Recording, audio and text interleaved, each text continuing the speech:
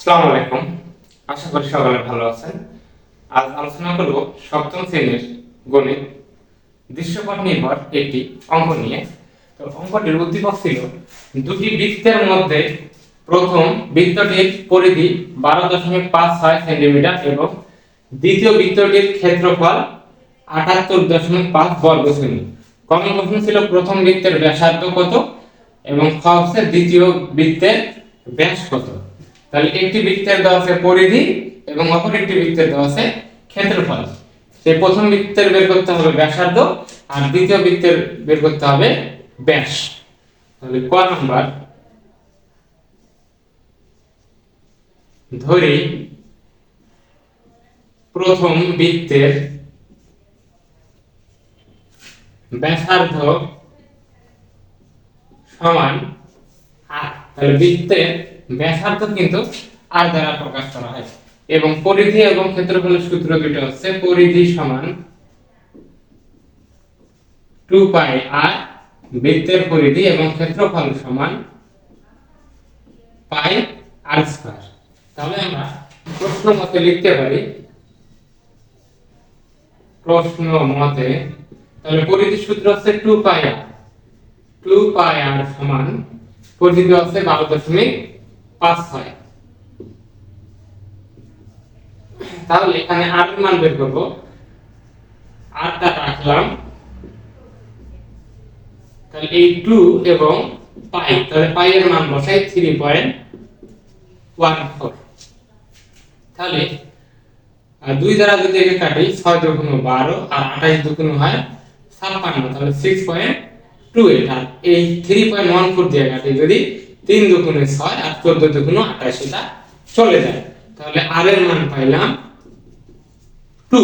তাহলে লিখতে পারি প্রথম বৃত্তের ব্যাসার্ধ, অতএব প্রথম বৃত্তের ব্যাসার্ধ সমান 2 সেমি। তাহলে ক নাম্বার হয়ে গেছে, আর এর মান পাইলাম 2 সেমি। এখন ক নাম্বার বলছে দ্বিতীয় বৃত্তের ব্যাস কত। তাহলে দ্বিতীয় বৃত্তের দেওয়া আছে ক্ষেত্রফল। তাহলে খ নাম্বার, ধরি দ্বিতীয় বৃত্তের ব্যাসার্ধ সমান আর।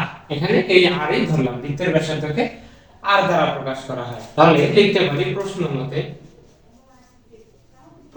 মতে তাহলে বৃত্তের ক্ষেত্রফলের সূত্র হচ্ছে পাই আর স্কয়ার। তাহলে আমরা পাই আর স্কয়ার সমান লিখতে পারি পাই আর স্কয়ার সমান 78.5।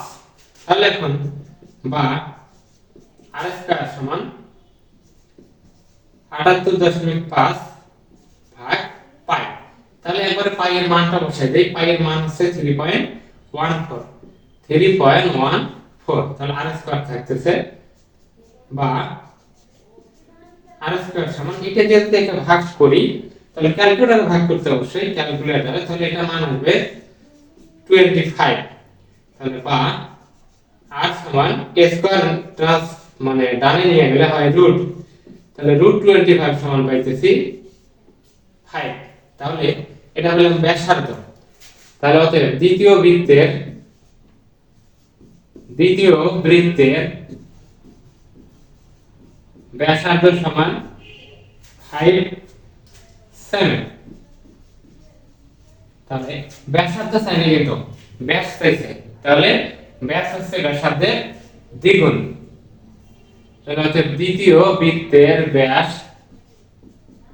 5 × 2 সেমি। তাহলে 5 দুগুণ 10 সেমি। এই হচ্ছে ক এবং খ প্রশ্নের সমাধান।